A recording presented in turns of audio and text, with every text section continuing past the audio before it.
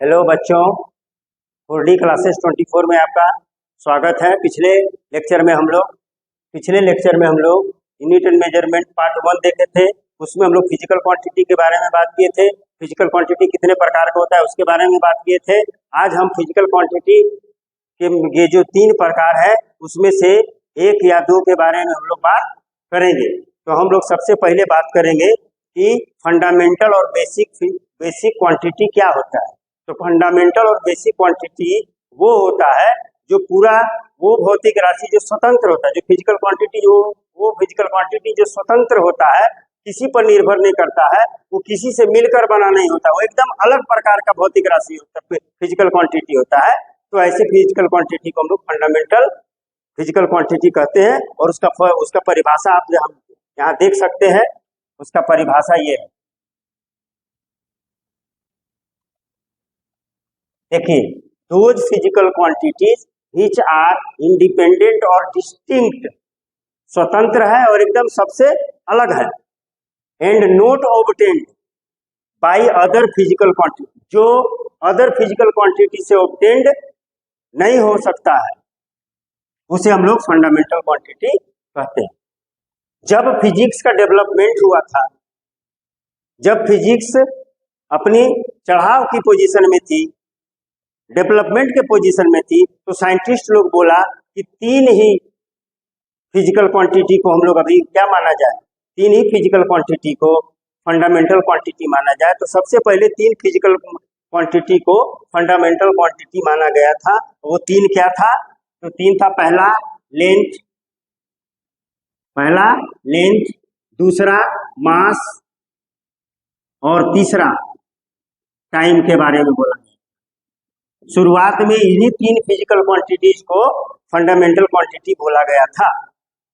Length में बहुत चीजें आ जाएगी, लेंथ में ब्रेड्थ आ जाएगा, हाइट आ जाएगा, रेडियस आ जाएगा, डायमीटर आ जाएगा, पेरीमीटर आ जाएगा, बहुत सारी चीज लेंथ में आ जाएगा, डिस्प्लेसमेंट आ जाएगा, डिस्टेंस आ जाएगा, सब चीज लेंथ में आ जाएगा।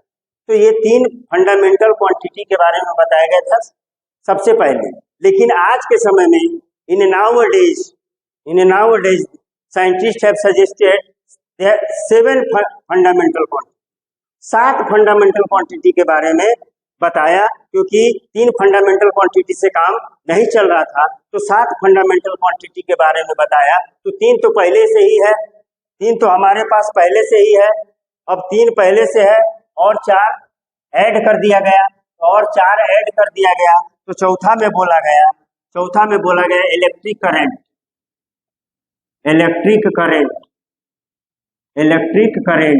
5वां में बोल दिया गया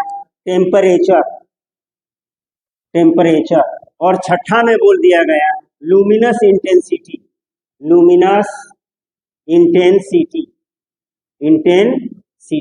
बोला गया, और 7वें नंबर में दे दिया गया अमाउंट ऑफ सबस्टेंस, इसको बताया गया। तो इस 7 को पूरा साइंस के रूप में बताया गया, साइंस को लेकर के दिमाग में बोला गया कि 7 प्रकार का फंडामेंटल क्वांटिटी होता है। इस 7 में अगर हम गौर से देखें तो ये 6 जो है पार्टिकुलरली फिजिक्स में ज्यादा यूज होता है, और ये जो है ये केमिस्ट्री में ज्यादा यूज होता है,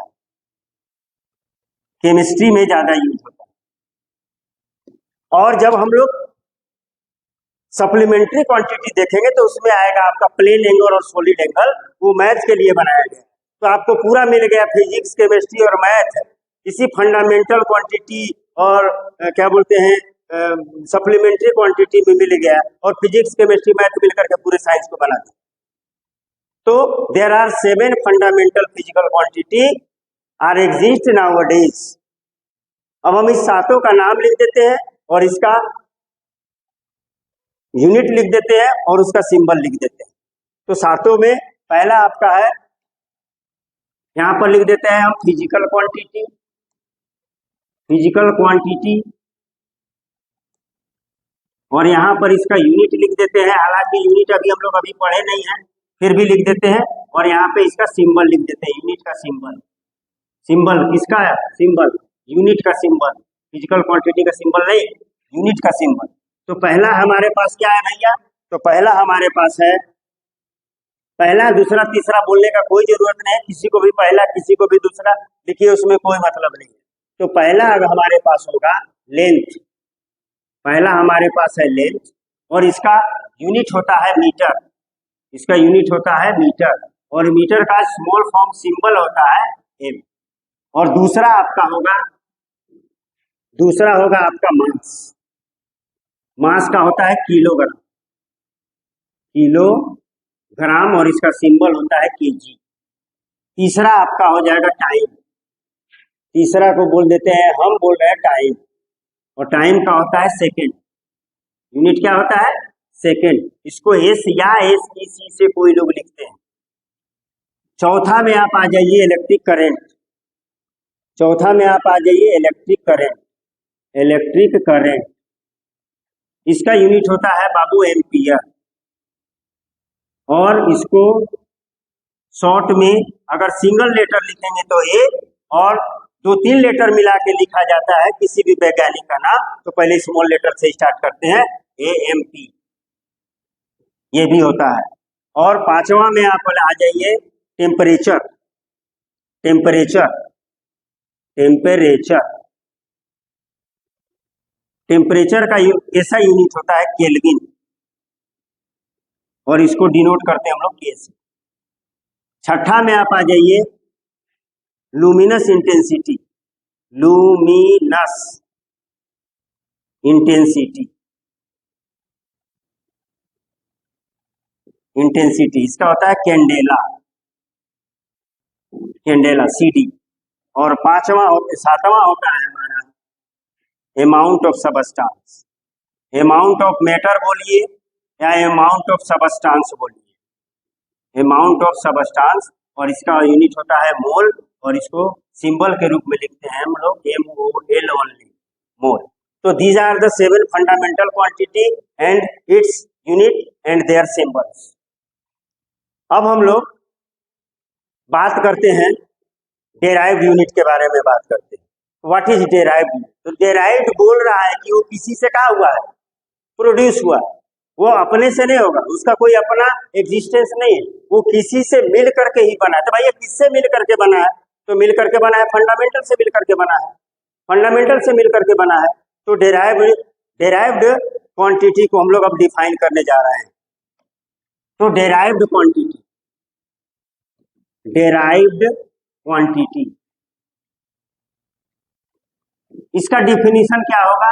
those physical quantity, those physical quantities, those physical quantities, quantities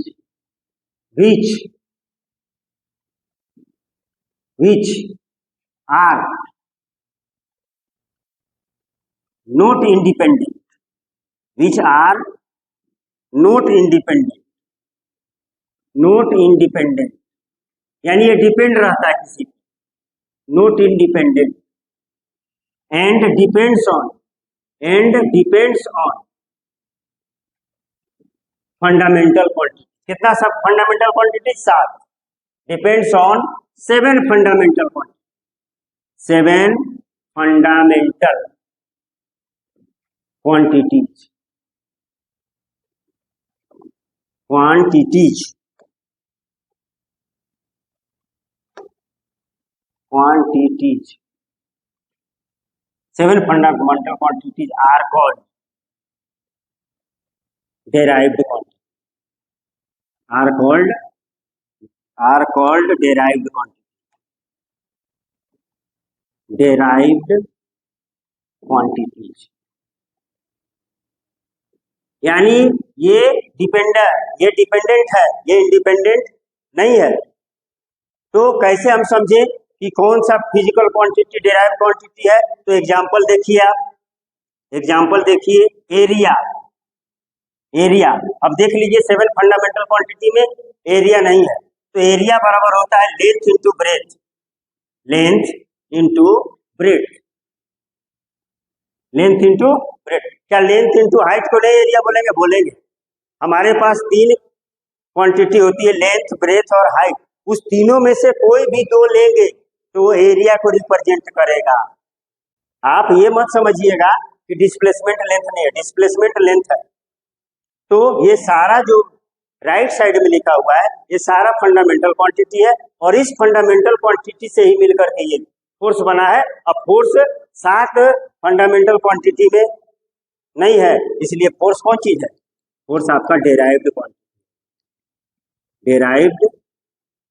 quantity होगा। तो आज हम लोगों ने देखा कि फंडामेंटल क्वांटिटी क्या होता है और डेराइव्ड क्वांटिटी क्या होता है, और इसको कवर कर लीजिएगा तो आपको किसी भी नीट, जी, मेंस और 11th के क्लास में कोई भी क्वेश्चन नहीं छूटेगा। धन्यवाद।